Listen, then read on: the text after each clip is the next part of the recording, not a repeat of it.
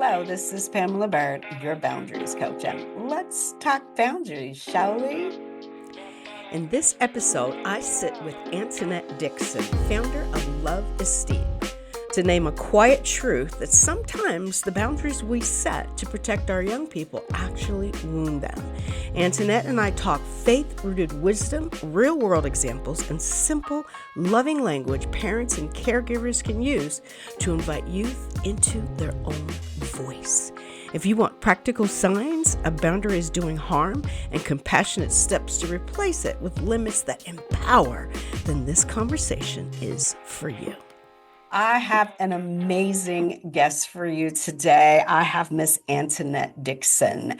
I met Antionette at a mastermind training that I went to with Miss Jean Marlowe Davis, the wealth creator. We both attended this mastermind for about 3 days. We had so much fun and we learned so much, and we just became friends from that point on. And as I was talking to her, I realized, you know what, she would be a perfect guest on Let's Talk Boundaries, because some of the things that she's gone through and the things that you know that I'm always talking to you guys about, and that's setting healthy boundaries. And that a lot of times the boundaries we set can be very challenging because we have not dealt with unresolved childhood traumas. So what Antionette is going to do, she's going to share with you what it is that she does, how she came about doing that. And let me introduce you to Miss Antionette Dixon. Antionette, take a few minutes and talk a little bit about how you became the visionary founder of Luv-Esteem. Awesome. Well, thank you so much for having me, Pamela. It is definitely a pleasure to share this time with you. I am the CEO and founder of Luv-Esteem. Luv-Esteem is a faith-based organization that is dedicated to uplifting girls and women. I came about Luv-Esteem in reference to dealing with childhood traumas and different abuses and not being able to properly vocalize that as a youth. And as an adult, I got the necessary training that I needed. I got the necessary therapy that I needed to walk out that healing process. So I was able to launch Luv-Esteem and be able to get that off the ground, and so that I can assist other girls that are going through that, women that are going through that, and just being able to make sure that they heal completely as they walk through life. See, now y'all know why I wanted her to be a part of this show.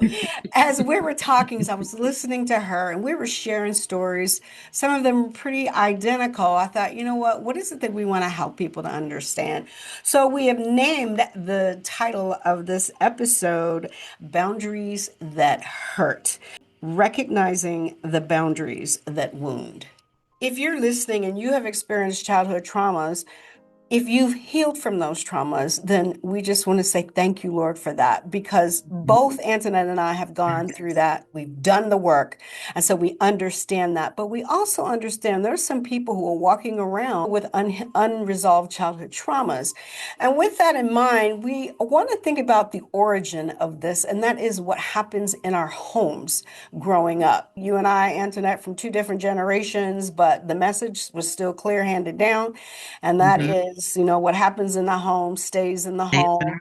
Yeah. Children are to be seen and not heard.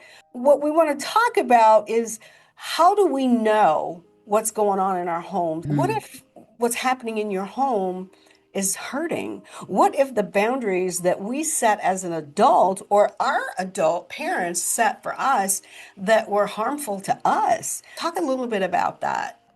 Being told to stay in a child's place. There are times when a child should be able to talk, or a child should be able to sit quietly.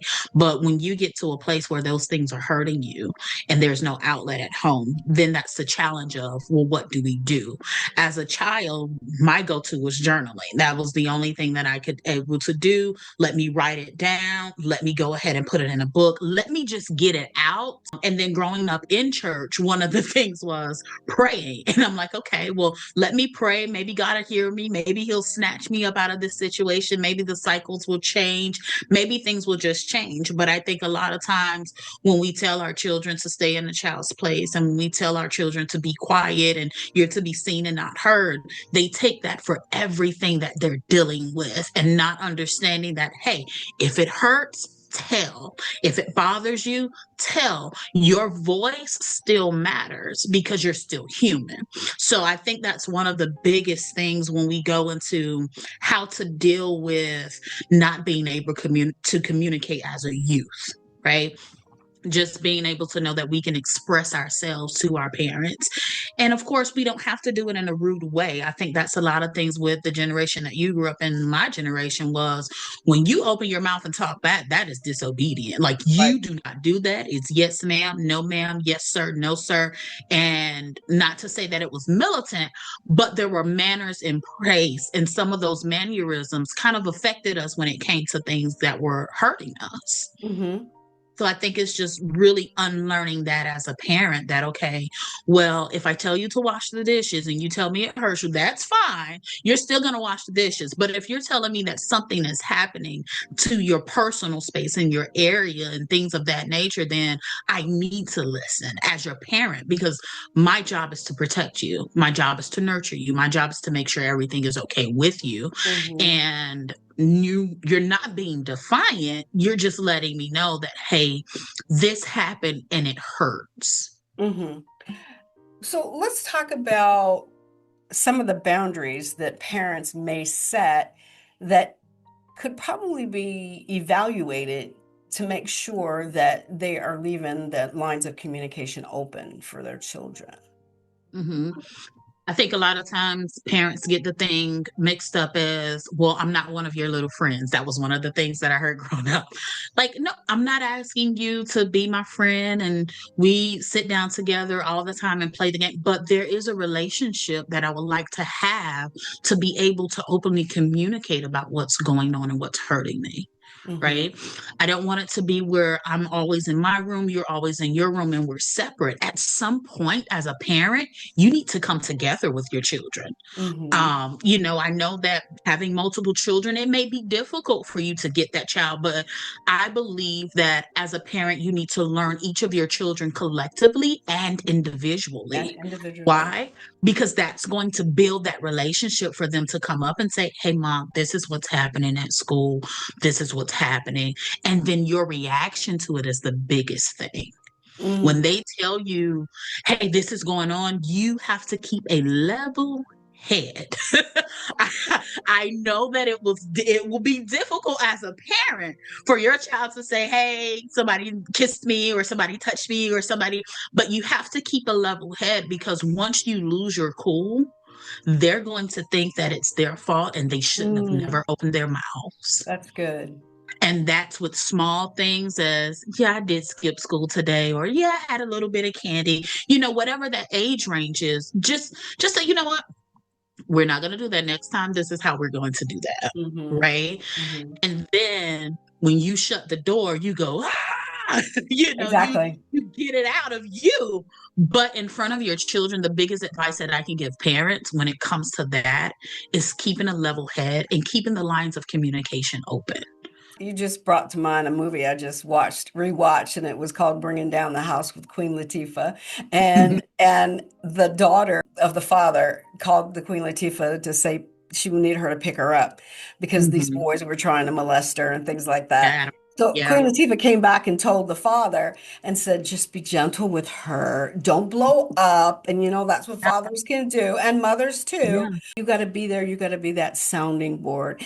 Give them the opportunity and the freedom to speak because there's fear already associated with having to tell you. But if you leave yeah. the lines of communication open early, then they Hmm. get comfortable with it. Another thing I wanted to mention, and that is if you know your children's love language, it makes it much easier to communicate with them. Much So, easier. Yeah. don't wait. I mean, as adults, we know our love languages. And if you don't, you need to call me so I can help you to know where you can get your love language.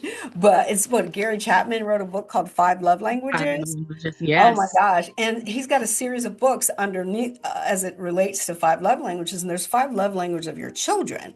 That is Hmm. so important to read because, to Antonette's point, collectively and individually, the way that we communicate with them individually is going to be based on their love language. Yeah. And if you're speaking your child's love language, they're more likely to be open to you and They loving. will. and Yeah. and safe. They're more likely to feel safe with you Hmm. because you are speaking their love language. Yeah. So I just wanted to throw that in. But so we're talking about some of the boundaries in the home that may be preventing people from or children from speaking. Because all of you, you've if you've experienced any type of trauma and you did not have a supportive adult there to walk you through it, to nurture you through it, to help you to get through it, then you haven't resolved that. Unless, of course, Hmm. you've done like Antoinette and myself, you've gone to therapy, you've done journaling, prayer, you're relying on God to get you through that. What are some of the other boundaries that may be negative, unhealthy for children as they're growing up that they can't feel safe in talking to you about things that happens? I think one of those boundaries is also a lack of privacy. I mean, parents do the don't close doors in my house, you don't pay bills in my house. I get that, I get that. But one of the things that I give the girls that I mentor is a journal. And I tell the parents, please do not go in their journal. That is their place of resolve, that is their place of privacy. Now, some parents are like, well, why won't I go in my child's journal? Because there are things in that journal that they will write down that they cannot tell you. There are days that you may get on their nerves and they're writing some things in that journal that you may not know that your child can able to say or spell. So you don't want to open up that door. And then it also violates their trust in you, right? Unless you have that relationship. Like, for instance, I have a relationship with my niece and I tell her, hey, let me see your phone. And it's only because we have that communication. Got it. Got Now it. she does have the auntie, why you don't have to look, okay, fine. But we have that level of communication that is open. And she's like, here, I knew you were gonna do it anyway, and I'm like, okay, fine.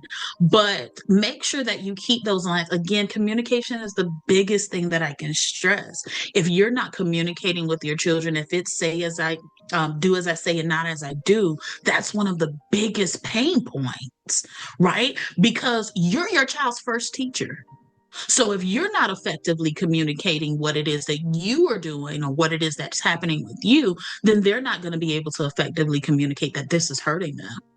So as you are their biggest teacher, it's kind of like, okay, let me show you that mommy can be transparent. You know your child's level of understanding, so you can be transparent with them, right? I have a 2-year-old and she was like, mommy, why are you doing this? Because mommy has something to do. Break it down to her level. And she kind of understood, okay, fine.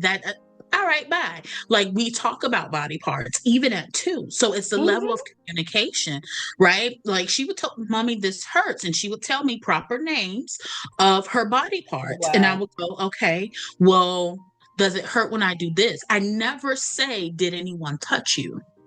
Because I Got it. don't want her to trigger, yeah, somebody did. I mean, she's 2, we're still potty training. So of course people are gonna, try to assist you with that while you're in school.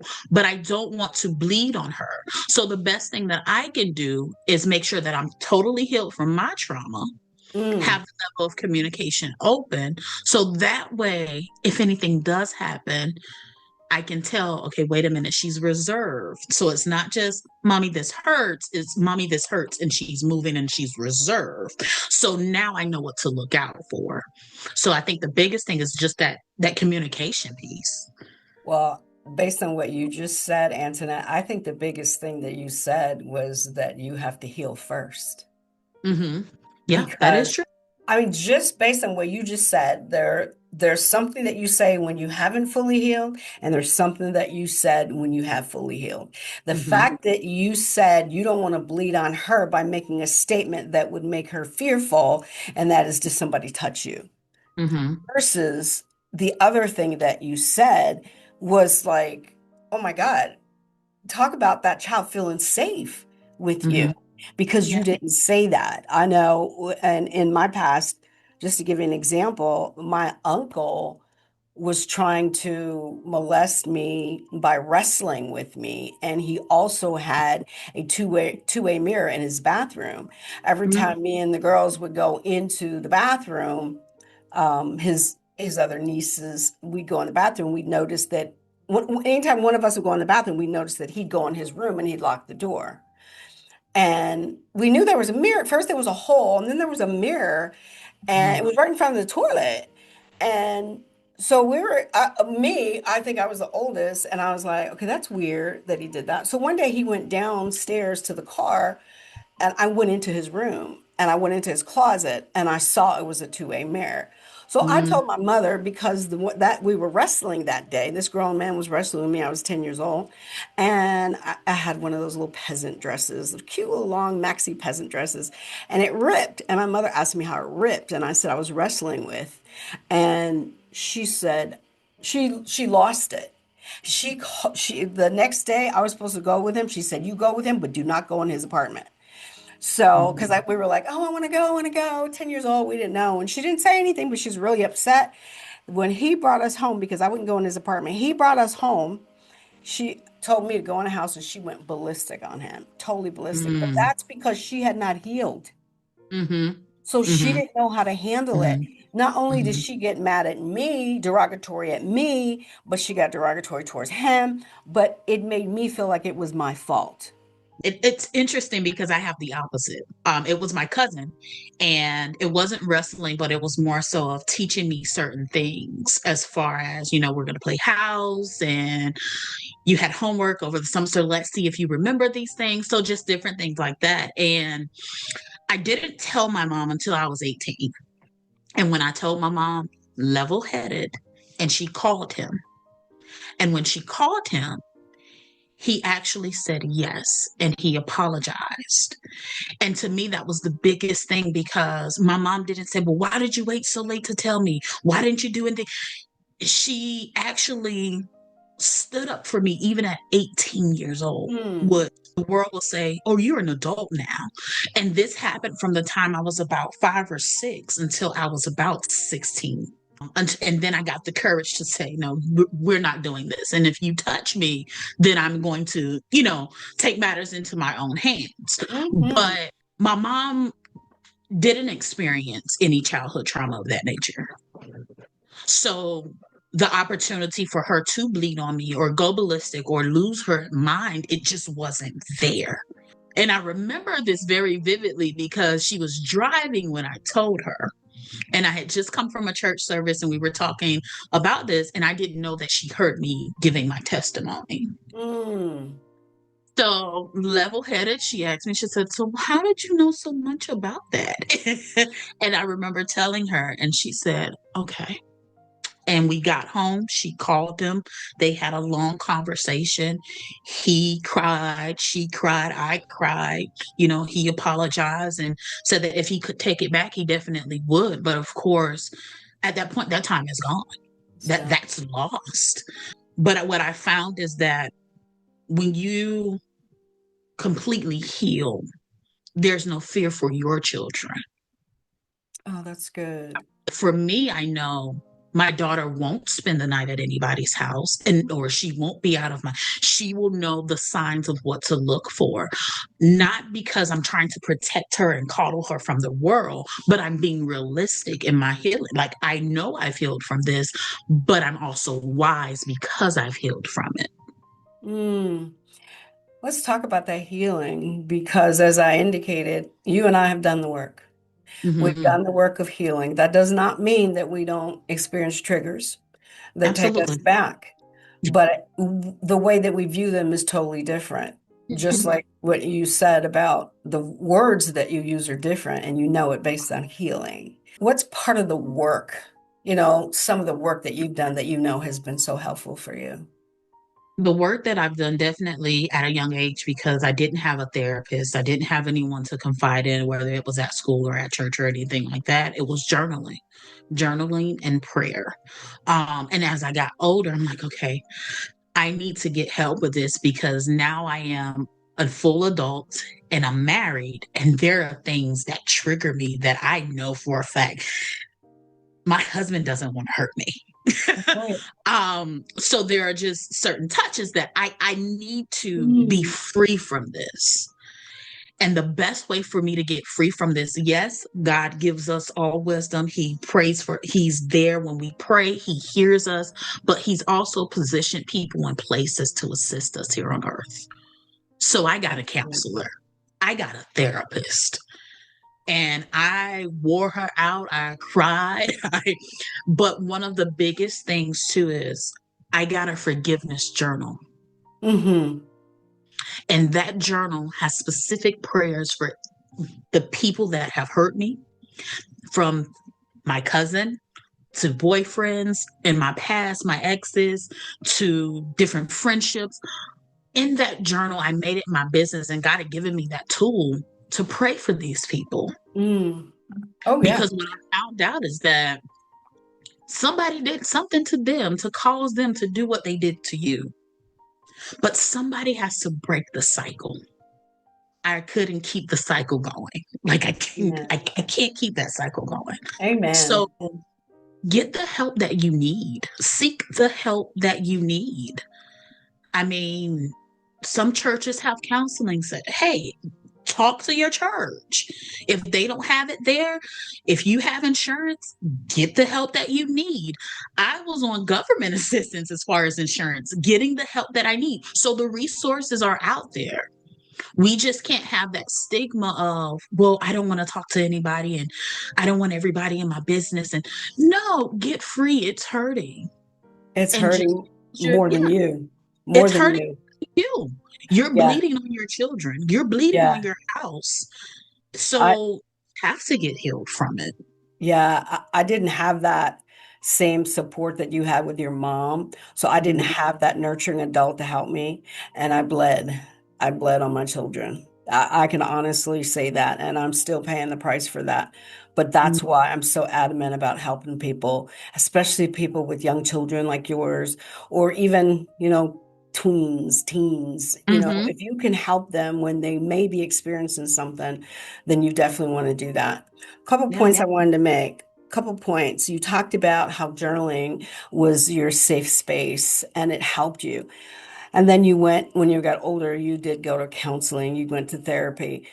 And I think you would totally agree that it's the journaling that you do that gives you the words to bring into reality what you're Mhm. feeling, Yeah. what you're thinking. Because oftentimes people say, well, I'm not going to, what would I say to a therapist? If you journal, you'll know exactly what to say to a therapist Yes. because the work that you Absolutely. do through your journaling is giving you the words that you need to share with someone else. Absolutely. And people don't realize that when you have traumatic experiences, that snatches your voice away. That Mm. it literally muffles you. It puts a muzzle on you because you've been taken advantage of. That innocence is no longer there. So your look at the world and the way that you look at the world is completely different now, whether you want to say it or not. You can put a mask on and continue to move forward, but I am telling you, as a living witness, it will take your voice. So you Wow. have to find an outlet. I mean, whether you live out loud, like my sister showed me a video and I was about 10 and I'm living out loud, I'm enjoying myself. But during that time, I'm still being touched. I'm still going through all of this. And I'm still in the presence of my abuser, but still happy. And the reason being is because laughter for me was also one of those facades. Like if I smile, then you'll think it's okay. If Hmm. I don't change how I act, then I'm all right. Like it was a mask. But at some point, you have to look yourself in the mirror and take the mask off and say, you know what? No, this hurts. That's right. How do you help parents to understand or to recognize some of the signs that their children may be hurting because of something maybe in the home or outside of the home? Some of the signs, that first thing you need to do is build that relationship with your child. Like if you don't know your child, you won't know what to look for. So you have to really study your children. Why are you staying in your room so long? Why are you always, you come home, you go to your room, you were sleeping all day. Hey, what's going on? Even down to sometimes what they wear changes. Mm. If your child was always in bright colors, and now all of a sudden they're more dark in color. Things are changing for them, their attitude. They're getting a little snippy. For me, when I was going through that season and being abused, when I came back home, I wanted to leave again. Why? Because I felt as though, and this happened outside of my home. So you would think that when I was at home, it was my safe space. Well, not necessarily, because this individual would come and stay to my house. So I never wanted to be there. So what you would do, what I would find myself doing is my mom would say, well, no, you need to stay home. Well, you didn't want me here when this was happening. And not knowing that she wasn't, she wasn't aware. She didn't know what to look for. So the other thing is when your child wants to run away, that's the point that I'm making. So when your child is looking to run away, when they're looking for their own little isolated place, and that definitely speak to them in a way of non-judgment. That would be the best way to say it. And a lot of times I find that if you take them out of the familiar, they open up. So if Well, I want to no, go ahead. Go ahead. I'll go and if I say it want to after that. talk to, like my niece, if I notice that something's happening with her or some of the girls that I mentor, all right, we're not going to have this session at your house. We're going to have this session at the mall. Let's walk and talk. Let's go eat. Let's walk. Because again, that's based on what their interest is, Right. And their right? love language. And their love language. So Mm-hmm. you know that, you know how to properly break bread with them so that they can open up. That's such a good point because in my own experience, my daughter had been molested at 7 years old by Mhm. a 13-year-old boy. And I knew something was going on. I mean, I didn't know that, but she started acting really strange. One day I said to her, okay, I need you to go take a bath. It was time for a bath. She lost it. At 7 years old, she lost it. I mean, she had a temper tantrum like she's never had. And at that point, I don't know if it was the Holy Spirit, just say, you know what, something's going on. You need to take her to see your therapist because I was seeing a therapist at the time. Yeah. And I took her. So to my point is, if we don't know what to say, there's always somebody that she can talk to. And you have to make sure that you're taking her. I knew exactly that time, knowing my daughter, that something wasn't right. And I called my therapist, said, I need to bring her in, and brought her in, and she was able to reveal what was happening to her. And that's funny that you say that, because even before I got pregnant, I said, God, I want to be a discerning parent.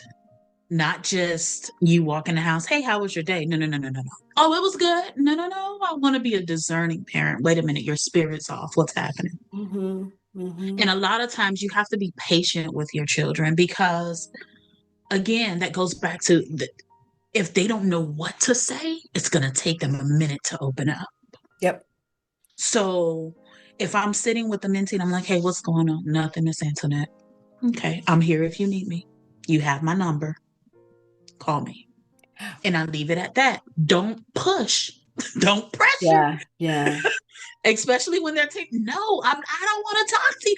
Okay, fine. No neck rolling. You won't get that from me. It is absolutely fine. Call me when you need me. You have my number. You can text me, whatever makes you comfortable. But I always give them the understanding that I am here when you're ready, because it's not on my terms. It's on their terms. Mm. But you know what that provides to them? That provides to them that nurturing adult that's there for them no matter Mm-hmm. what. Because it takes Mm-hmm. me back to something else you said. You talked about the journals and you talked about um, that's their private space and not to read their journals. My mother read my journal and it turned out that I didn't journal for another 10 years because she found it Mm. and the way that she reacted to it. What do you say to parents that are saying right now, I really want to do this, but how do I get information, especially if I don't read their journals? Again, find that person. I mean, if you want, reach out to me, put them a part of my program. And I want you to know I will share information to you with you that is detrimental to their life. Right, right. Meaning, if they call and vent and say whatever, I allow them to say it however they want to say it. But if it's detrimental where somebody's hurting them or they're attempting to hurt themselves, then that's when the parent will be involved. Mm-hmm. So I Mm-hmm. would say, look for me. I'll help them. Look for a therapist. Check their school's resources. Enroll them in programs like Big Brother, Big Sister. Enroll them in different programs that do background checks on those that are volunteering to Mm-hmm. make sure that everything is clear. And just get your child the help that they need. There's no shame in asking for help when it is above your grace. Mm-hmm. Above your grace. I Right, like above your that. grace. I like Like that. we say, it takes a village to raise a child. Okay, Yes. have that village. Find that Absolutely. village. And I will also say, yes, it takes a village to raise a child, but you also need to look at your village. Absolutely. You had a village in your home, Hmm. Yeah. and look what Be happened. mindful of your village. Yeah. That's why we're saying, what if the boundaries in my home hurt? So you Hmm. got to be very mindful of the boundaries that you set in your home and the people, because it's not always the children that It's are not. being treated unfairly and that are getting hurt, Antoinette. So Yeah. talk a little bit about that. So I would say one of the things, even going back to, like I said, I had to get help because I'm married now. I'm married now. So my husband has needs that need to be met, and without the proper help, you can't meet those needs, or you feel obligated because now I'm married, right? So you Mm, go into a point of, well, if I don't do it, and that was another thing on a whole nother topic. If I don't do it, then somebody else is willing to. wow. So now I'm not doing it out of pleasure and love and out of No, serving, because marriage is serving. I'm doing it out of obligation. obligation and fear. Yeah, and fear Fear and guilt and and trauma, because unknowingly you're trauma bonding, really. You're just, I'm doing this because I haven't gotten over it, and once I get over it, then okay. when you heal, you're Mhm. able to identify the boundaries that wound Yeah. a lot more clear than you would if you're not healed. And Mhm. then, yeah, you do the trauma bleeding, but you also stay in a situation that hasn't changed, that needs to change. Mhm. I'm not saying you Mhm. have to leave, but it has to be addressed. And Right. that's a whole journey to Mhm. address it. And I would never suggest anybody do that without God. I just Oh, listen. it's I Yeah. I mean, because I remember, like, God, okay, what is, I need you to show me what is happening. Mhm. I remember I would have dreams about my husband, and they weren't the best dreams. Like, I Mm. would have random off dreams, and I remember telling him one night about the dream, and he says, well, why are your dreams about me always bad? Mm. And I didn't know, subconsciously, I'm thinking that he's going to do what my ex has done. He's going to do even to my daughter what my cousin did. So I prayed, and I'm like, God, I need you to show me, like, Mm. really, really show me. And when God revealed it to me, you haven't forgiven and you haven't completely healed. Right. Because what people think is, I can heal without forgiving. No, sweetie. I'm sorry to break it to you. I'm sorry to be the one to burst your bubble. You have to forgive. That's the only way. And when I got that forgiveness journal and I wrote down that prayer, and I actively released the anger, released the rejection, released the fear, released all of that, and wholeheartedly forgave each individual, calling them out by name. Oh, I am Wow. not only free to love my husband, but I'm free to receive love from my husband. Amen. Amen. Y'all just got a therapy session right there. I'm talking testimonial therapy session. Listen, like that's it. Once you get wholeheartedly free, it's a current. You're able to receive and you're able to Yeah. give. And you Yeah. feel like, okay, what am I going to do? You're not tired about it because one, you're not doing it out of your own strength. God has graced you to be a parent. God has graced you to be a spouse. God has graced you for all of that. But what is making you feel so overwhelmed is that baggage of unforgiveness and that baggage of Mm, unhealing.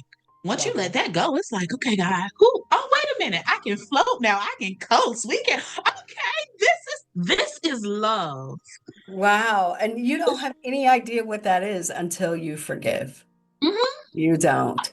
So I love it, Antoinette. You have given some great testimonials, some great suggestions, just some great insight into what parents can do. Whether the parents have experienced childhood traumas or they haven't, just like your mom had not experienced that, she was still there for you. She was nurturing for you because she didn't have those wounds that Yeah. she had to bleed on you from. I like that you said that.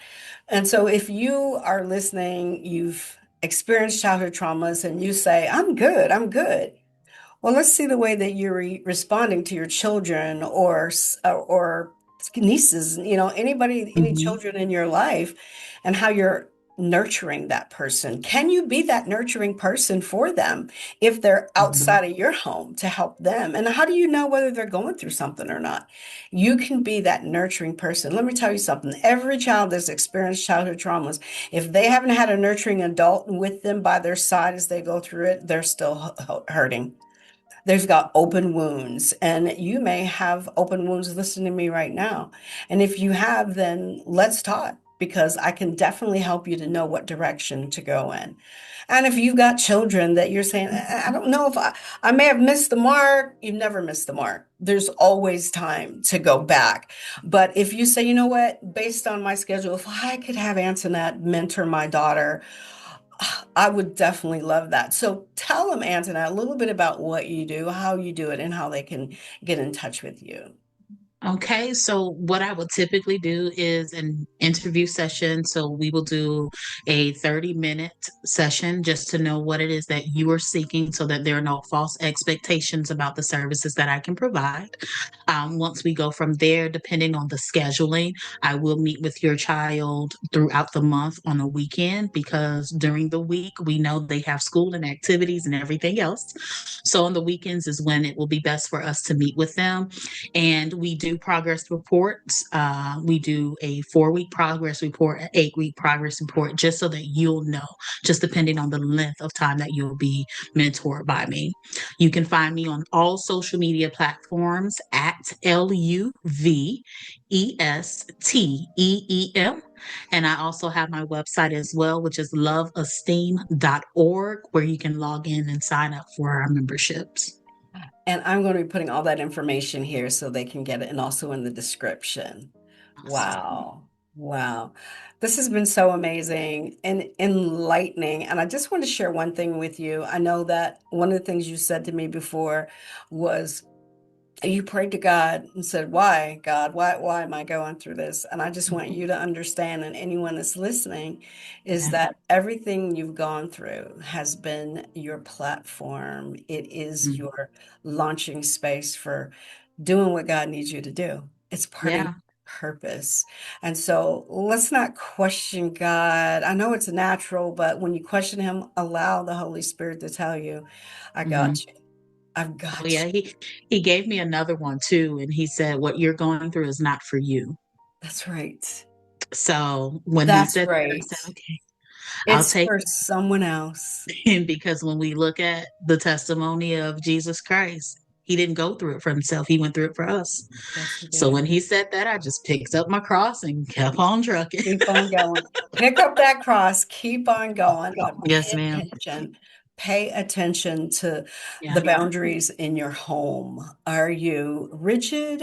Are they healthy or are they unhealthy to the point where they are not allowing your children to be free in communicating with you on things that are going on in their life so that you can hear it early? You can hear things early. You can hear little signs. And because of that relationship, you'll be right there being that nurturing adult that they need. can I add something to that? Sure, please do. Also, hear the silence, hear the unspoken words. Mm. Hear the unspoken words. They may not say it, but their actions, as we say, speak louder than words. And any changes that are abrupt, Yeah. notice them. And, if you need to get some help with that, that's what Antionette is here for. And get in touch with Antionette. Okay. Thank you. We know, let me tell you, I've had kids, blended family, I know, and it can be hard, but to know that you've got someone like Antionette to help you, oh my gosh, that is such a blessing. Please reach out to her. Um, did you have any final words before we close out, Antionette? I would say for those that have went through the trauma, do the work that is necessary. Whether you're single, do the work before you get married if you desire marriage. That goes for men and women. Yep, Whether you are married, do the work in your marriage. Just do the work, and it will definitely reap major, major benefits. that's right. Many Thank you so people. much for having me. Thank you for being here. I want to thank you for that. And for those that are listening, make sure you leave comments on what you've gotten out of this episode with Miss Antoinette. And also make sure you reach out to her. Like I said, I'll be putting her links down below in the description. But make sure you do that. You're doing it not only for you, but you're doing it for your child as well. If you want to schedule something with Antoinette, please go ahead and put that in the comments or check with the information that I'm going to put in there. And we'll definitely get back with you on that. Don't forget to subscribe to Let's Talk Boundaries, because wouldn't it be a shame if we had a conversation about something that was so deep that you need to hear and Mhm. you weren't there? And share, because there's somebody that could really benefit from hearing this information. And Antionette, thank you, Antionette Dixon, for being here. Tell the bird your boundaries coach, and let's talk boundaries, shall we?